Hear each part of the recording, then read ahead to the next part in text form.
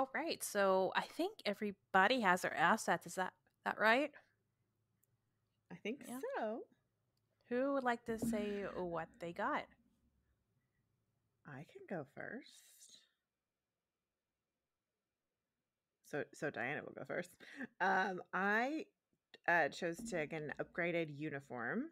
So I have a class 1 customs uniform that comes with a weapons detector visor. And then I'm allowed to add one upgrade. So I picked a rig, which means I get to pick one kit to add to my uniform. So I picked the computer kit. And so for my second class 1 asset, I picked the survey kit. And then for my class 2 item, I picked Storm Claws, which is a class 2 melee energy and defensive severing weapon. And so I get to pick 2 upgrades to it. And I picked Impact and Concealed. Yeah. So you're a techie nerd with a powerful weapon. Yeah. Powerful scratch. With an AI. Yeah. Like I could punch, sever your limbs. Oh, is it like gloves that you have with like claws on them, or is it? Yeah, that's it. Kind of seems like they're brass knuckles, but instead of just being knuckles, it's like claws. Like that's kind of like all right. The vibe I get from them. Mm-hmm. You know, I don't know. I enjoy.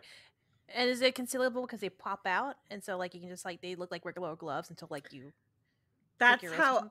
That's how I imagine that they are concealed.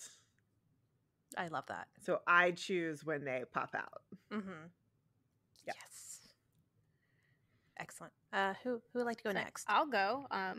Samantha will go. I picked some fun things for Duncan. I gave her a class 0 attire, so she's just wearing a regular space jumpsuit, whatever that looks like for the station. She has a class 1 infiltration kit, which includes like lockpick tools and my favorite chloroform. So if I find a use for that, I will. Another asset I thought was really cool is you can give them a crew, and so I'm giving her a rabble crew, and I'm upgrading them to be beautiful. So their primary objective is to act as distractions when she calls on them. And my 3 crew members' names are Ron, Dawn, and John Swanson. And they are my beautiful idiots. And my last asset that I picked is a class 2 stun baton. And that is a melee that comes with shock. And I went ahead and upgraded it to have destructive and stun. Very nice. I too love the beautiful idiots. That will be great to play as. I'm so proud. I'm already trying to think of a voice for them, but because they're all going to sound exactly the same, so you don't know which one you're talking to. Surfer. Who? Yeah, bro. Like what? I'll figure it out. It's fine. We'll get there. I'll get there. We'll get there. It'll come to me in the moment. Who would like to go next? Okay. I'll go next. I saw the visual cue, Kevin.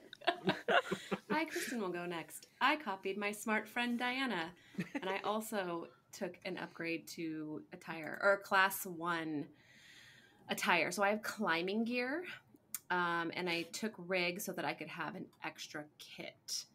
So for my extra kit, I took infiltration. So I have tools to gain access to forbidden places, mechanical lockpicks, hardware, glass cutters, disguises, ropes, climbing tools, chloroform. And then for my... Should I be concerned with all the chloroform that is in this group right now? Thank you, Kevin, for nodding. I'm not comfortable with the amount of chloroform in the studio today. You're the one who has some. I just want to know if I'm gonna chloroform Dawn's character before she does mine. That's my plan. I'm really concerned that Sam not only has chloroform, but that she also has 3 beautiful idiots that she could also chloroform. Is that how she got the 3 beautiful idiots? I'm concerned now. I think Duncan just has a dazzling and very convincing personality. That's what I'm gonna go with. I don't believe this. That silence was organic and not edited in. Spoke volumes. Oh gosh. Oh jeez. Oh my gosh. Okay. Kristen, sorry. Continue. No, it was a perfect tangent. My second class 1 item is going to be the engineering kit because I love kits. So I will have in that one tools to repair and dismantle machinery, hammers, drills, cutters, wrenches, welders, grips, cables, cage lamps, spare parts. I could go on. Okay. And then for my class 2 item, I took a star sword because hello, have you met me? Mm-hmm. Which has energy, defense, and severing. And then I didn't realize until, again, my smart friend Diana said we get upgrades. So yay. I looked at the upgrades and I'm taking stun. So non-lethal. That way I can, if I hit anyone with it, it's like a stun. It's not gonna murder anybody. It's not gonna serve them too and cauterize the wound at the same time. Exactly. And I'm taking concealed, so it's easily hidden. It doesn't show on scanners. I like to think my star sword is smaller, and that's why it's easily concealed, much like the second shorter lightsaber that Ahsoka has before she picks up her double white lightsabers. So that's how I'm envisioning it. Nice reference. Yeah. The Shoto sabers. Mm-hmm. Very organically Exactly. played too. Don't mind me. It just Googling what they looked like because Looked exactly like a lightsaber but shorter. Like it was Yoda has like one of those. Okay. Oh, okay. I don't know Because why. Yoda's small. Yoda needs a Yoda-sized lightsaber. I just always picture them as being similar to white cherry ices. Mm-hmm. Lightsabers? No, the white ones. like how they taste. Just how they, I don't know, just something. Oh, there's an association there Yeah. for me. I get you. I Yeah. get you. Yeah, that makes sense. It's the iridescence. Yeah, probably. No, I want a white cherry icy. Same. Please there's that. don't eat the lightsabers. Also, PSA. PSA. Don't Folks eat at the home, lightsabers. The more don't eat you your know. lightsabers. Come on, y'all. The more you know. Yeah. Yes, this trainee pilot uniform is impressive. It is distinctive, intimidating, and embellished with its accessories. And then my character, I didn't say their name, Ellie Fan, has a EVA suit. It is sealed. That is a class 1 piece of attire. This is an alternate look. They also have a class 2 sleek bike, which has 2 armor, has boosters, and is luxurious. And with one of their background things, or class things, they got a custom flyer, a class 3 shuttle speeder that is sealed, agile, and has a turret. Nice. Is a speeder? Is it like a speed bike, or is it like a little like? Oh no, it's like a flyer. It's like a Okay.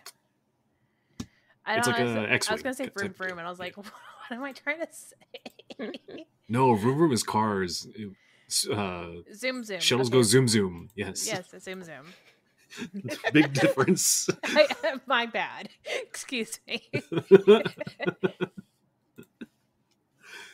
I'm I not was just like all tabletop these other games. hooligans with all their weapons and things. You're like, I got. I'm going to resort to vehicular manslaughter. I'm gonna leave. Oh, okay. You're gonna run them just over. You're the driver of the group. the getaway Yes. You're driver. the driver of the group. You're just like, yeah. Every group needs one. I'll get 5 years less than the rest of y'all when we get tried. Oh my gosh. No, okay. because of chloroform. Because of chloroform. Always got that in my Because back of all pocket, the literally. chloroform. Terrified of you. All right, so it looks like that y'all all have your characters completed for the most part. Is that right? Yes. Mhm. So All right. So next thing we're gonna do is because there's more steps, is factions. In Uncharted Worlds campaign, almost all civilized ventures, cities, space stations, colonies, fleets, expeditions, scientific breakthroughs, etc., are sponsored by a faction. They manufacture the goods that the characters will buy, train the crew the character hires, run the hospitals where the characters recover, maintain the spaceports where the characters refuel, establish the trade routes the characters travel. Factions see the big picture. They are galactic architects trying to build tomorrow in their image. Each campaign on Uncharted Worlds needs to be populated by a handful of factions. The GM can populate a campaign beforehand, or the players can create factions after character creation. The latter is strongly suggested for multi-session campaign like this, since it allows the players to design factions that matter to their characters as potential allies or enemies. Any group can be introduced as a faction as long as they respect the following guidelines. Might. The faction has the resources at its disposal to defend itself and harm others that threaten it. Fleets, troops, bases, operations, economy, industry, etc. Reach. The faction's powers should extend across many worlds. The borders of the domain extend across multiple star systems, and the political or military might be beyond that. Structure. In order to be effectively coordinate its countless assets, the factions need some forms of social structure or hierarchy. Ideology. The faction needs a purpose, a goal to pursue, or an ideal to uphold. This can range from far reaching, establish order, colonize all worlds, to the immediate, loot and pillage, to the inscrutable, prepare the galaxy for the coming of the void, to the horrific, devour the flesh of the lesser peoples. I don't like that one. Yeah, so we can like basically do one if you want to about like who's hosting the station, like what station you are on, Okay. and then maybe have like one or two other ones. okay. Just keep it simple and easy and all that good stuff.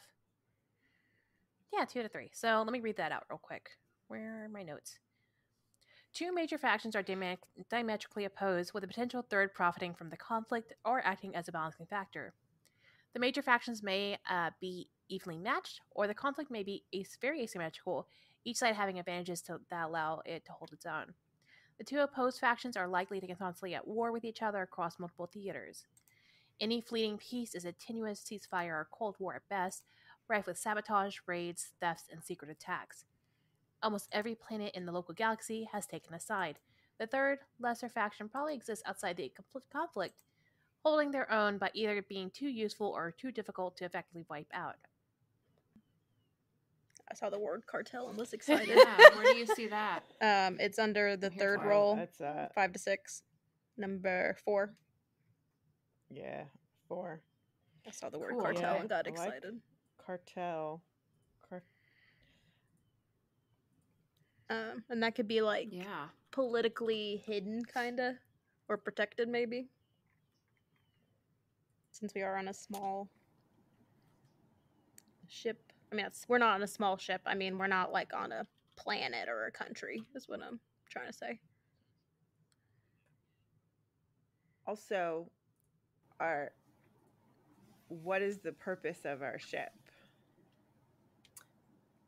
Good Which question. I did see leisure, so I think it would be kind of funny if we were working on like a space cruise ship. Oh my gosh. Almost like a summer job or an internship Like for some of us. that would explain why we're working on a spaceship and we're brand new to our jobs or Yeah.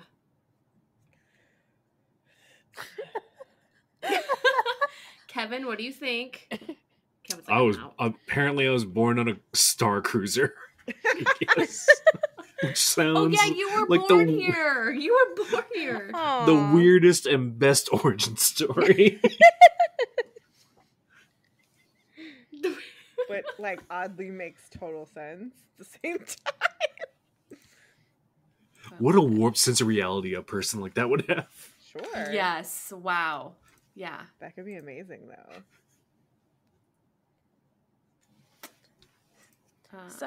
So the question is then, if it is a if y'all are going with a cruise line, like a cruise ship sort of situation, would they would, so I'm thinking they would be capitalistic. That's my first brain, because they're, would they be affiliated with any of the things other than like any of the factions other than being like, hey, we're just a fun cruise ship, just come have fun with us, I leave think your stuff at the definitely door. yes. Does not to burst the bubble, but does a cruise liner fit with y'all's like build with like having a lot of weapons and a lot of violent methods? Also very true. Also an excellent point, Kevin. I was also Not to. Darn I'm it. just saying, like we could, but like yeah. I was just kind of wondering if maybe either some crew members or even some passengers are also here for research purposes, like scholarly. right. So, like based on where we're going to visit, Sure. so maybe there's artifacts that we're having to protect that we're bringing back, or something. Like we're dual purpose. That's cool. Yeah. So cruise ship Like we're first. Okay. So perhaps our cruise ship, while publicly maybe strongly supporting one very capitalistic endeavor, is also profiting off of being associated with some of the cartel or maybe whatever our third faction. Like they are making money off of everybody. Yes. They don't discriminate in who their customers are. So No. whoever you're allegiant to, you can still, so long as you pay your money, you can get on this boat. But that can create problems, and also like we have been known to be attacked occasionally by space pirates. So that's why we are heavily armed. Space is dangerous, yo. Starship creation? Mm-hmm. Oh, Yeah, I think so. the moment that Yeah. Kristen's Okay, been we're- waiting for. We're here. We're at Starship Creation. Woo! Fair. So the ship that's most is Class 2 vessel. Okay, never mind. Design a starship. The characters start with a basic design. Customize the ship with workspaces and choose the armament for the ship and decide the ownership. Okay. There we go. I know where we are now. Starships are divided into 4 standard sections: helm, engineering, quarters, and cargo, and connected by a network of narrow corridors and claustrophobic crawl spaces. The players begin by sketching out a rough shape and layout of the ship, where each section is in relation to each other. The helm is the twitchy brain and the nerve center of the ship. It houses piloting, sensors, navigation, and communication systems. Engineering is the ship's creaking heart, keeping the ship alive. It houses the power core, engines, jump drive, life support, and shield generator. The quarters houses the ship's crew and passengers, and tiny rooms are utilitarian shared berthing with communal mess hall. The cargo bay is wide, bare area in the bowels of the ship, with an airlock bay door, extending ramps, loading rails, and such. There are 4 spaces in the cargo bay, and each can either hold a unit of cargo or a vehicle. In addition to the 4 standard areas, starships have a choice of workspaces which determine the vessel's unique tools, capabilities, and generic aesthetic style. During ship creation, each player picks a workspace from the 4 workspace choices provided by their character career combination. They add the workspace to the ship. The workspaces are descriptors defining the archetype of the starship the same way a careers and origins define the ship's individual archetypes. Example: a stealthy survey research vessel versus a sleazy leisure secure starship. When adding a workspace, the player chooses one of the 4 standard areas: helm, engineering, cargo, or quarters as a primary location. A few workspaces also provide additional changes when applied specifically to a starship. The mercantile, the survey, and the launch pad. I'm not going to go into them unless we have those. So it looks like they are kind of based off of your. We're gonna have a launch stuff. pad. We're gonna have a launch pad. Yeah. Okay. So In two of shocking you, news, two folks, of we're you gonna have have a that launch on pad. your notes as your workspace. The launch pad workspace allows the ship to carry 2 additional flyers with airlock-enabled tracks to launch the vehicles while in flight. That's good. So now that we have finished all the character stuff for the session 0, let's meet our characters. And So, my name is Sam, and I am playing Duncan Malloy, she, her. I will be acting as an agent of chaos on this ship. My career is clandestine and scoundrel. My origin is regimented, which means that I come from a strict, disciplined, and authoritarian background. My description that I've chosen from the book is wiry, sly, and meditative. My career skills are sabotage, scapegoat, and sneak attack, which are all S's, and I'm sure that's why I picked them. My origin skill is deduction, so I get to ask the GM interesting questions to kind of get a little bit of meta knowledge. And my main goal of this campaign is to cause as much destruction and distraction as I can. I'm Dianus, and I'm going to be playing Charlotte Charlie Booker. She's quote unquote the hacker. Her careers are scoundrel and technocrat. She comes from an impoverished planet, which means she broke. And her descriptors, I chose sly, nearsighted, and fierce. So she's definitely rocking some glasses there. For her career skills, I picked false identity, hijack, and artificial intelligence. That last one means that I have an AI system. So I've given it the name of Hal, and personality descriptors are sarcastic and impatient. My origin skill is criminal. And yeah, I think that's it. I'm Kevin, he, him. I'm playing Ellie Fan, she, her, the cosmonaut. She is an explorer and a starfarer. She has a galactic origin. She was born on this grand starship. She's a townie. She is brash, tall, and graceful. And her career skills are boldly go, venture into the unknown, hopefully find something awesome, reckless, gamble with the outcome of needlessly risky maneuvers, and she got a custom flyer. She got a souped up ship. She is born on the ship, so she's used to the zero gravity. She's very graceful in zero gravity. She has a couple different outfits. She has her trainee pilot uniform, which is impressive, and she also has an EVA suit, which is sealed. She has a real nice, sleek bike, which she got from the corporate network, and she has her custom flyer, which is sealed, agile, and has a turret on it. Hi, I'm Kristen, she, her. I'll be playing Talia Inez, also she, her. Talia is the engineer of the group, or at least she is training to be since she's on the young side. For careers, I picked Starfarer and Industrial, so this girl loves travel and invention. I was also born on a space station, although I don't think this one. Talia was born on a separate space station and came here as a tween, but has never been out of space. So always has been out in space, never on a planet. She is energetic and tall and kind of scruffy because she works as an engineer and likes to tinker on things, so definitely does not have the neatest of appearance. My career skills are navigation, plan your voyages to make them better, tinker, turn miscellaneous components into something useful, and calibrations. You have a special relationship with a particular system. I haven't picked that system yet, but it might be the intercom system, just so I can mess with people. And then my origin skill is repair. So when using a repair bay or workshop, your patch up can be used to install replacement parts and perform major reconstruction on machines, probably like Ellie's ships after she crashes them. Yeah. And I know I already went through assets earlier in the episode, but I just want to remind folks at home that I have a star sword and access to chloroform. That is all. That's all girl really needs. okay, so we finally have our characters. We have our ships. We have our factions.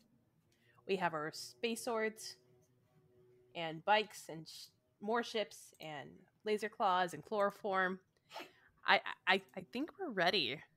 I think we're ready to finally play this game. Woo-hoo. I'll go first since I did the other one first. My name is Sam or Samantha. You can find me on Twitter at Turley_Girly19. And I also play Penny on Christmastide, Ohio, which is an actual play Kids on Bikes podcast. Hi, I'm Kevin, pronouns he, him. You can find me and blog me on Twitter and Instagram at knit_knack. You can find my games at winconditions.itch.io. That's NGUYEN for win, including my newest game, Volley Boys, which is a no dice, no masters, GM-less, token-based game emulating the anime team sports hijinks of shows like Haikyuu and the like. I think it's really good. A lot of people seem to think it's really good. You can get it now over on Itch. I'm Diana. You can find me on Twitter at Modcaster, MAUDCASTER. And when I'm not playing with these fine folks, I am the co-GM, co-creator of Christmastide, Ohio. And you can find that at Christmastide OH. Hi, I'm Kristen, she, her pronouns. You can find me on Twitter at KristenIsNoJedi. When I'm not here, at Powered by the Players on the lovely Geekspective Network. You can find me over at their A Super Geek on the Misdirected Mark channel for live streams every other Thursday. And you can find my game designs at diceupgames.com or at diceupgames on Twitter. All right, and I'm Morgan, they, she pronouns. You can find me on all the socials at Sabrina Bezos. You can find me a lot on the Utopia on Twitch. Utopia TV is the Twitter. You can find me on Twitch with Utopia for Game at a Glance, Donuts and Duels, which is a Kids on Brooms game that I run there, and I play in Kahania, which is a Monsters of the Week South Starzamine setting. Just follow me on my socials. It's easier that way, like always. And catch us next time as we finally jump into this game and see what shenanigans Space Riverdale has in store for you.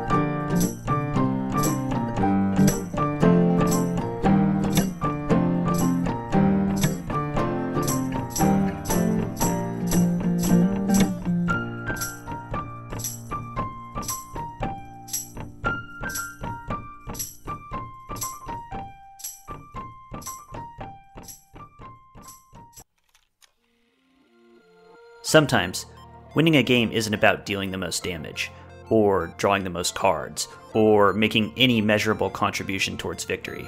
But hey, just because you don't have the stats doesn't mean you're not a f***ing gamer god, alright? Enter The Intangibles, a podcast on the Geekspective Network, where me, Kenny, and my brother Matt break down all the things that are hard to quantify in games. All kinds of games. We're talking classics like Sonic's the Hedgehogs, and chess, and 3D Pinball Space Cadet. Great game, by the way. We're talking new releases like insert latest trending games on Twitch here. Single player, co-op, competitive, card games, board games, role-playing games, play-by-mail games, the Wakes. We do deep dives into our favorite games, digging into the intangibles that make them great and the intangibles that will make you a better player, and hey, maybe even a better person. Check out the Intangibles on whatever the heck platform you're listening to right now.